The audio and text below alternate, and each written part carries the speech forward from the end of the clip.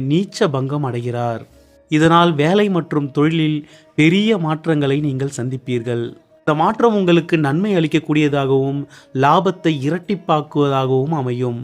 இந்த மாதம் சனியின் பார்வையும் சூரிய பகவானின் பார்வையும் உங்கள் சுகஸ்தானத்தில் விழுவதால் உடல் நலத்தில் உஷ்ண சம்பந்தப்பட்ட நோய்கள் ஏற்பட அதிக வாய்ப்புள்ளது. பங்குனி மாதம் 9, 12, 18 ஆகிய 3 தேதிகளை சுப நிகழ்ச்சிகளுக்கும் புதிய முயற்சிகளை தொடங்குவதற்கும் தவிர்த்து விடுங்கள்.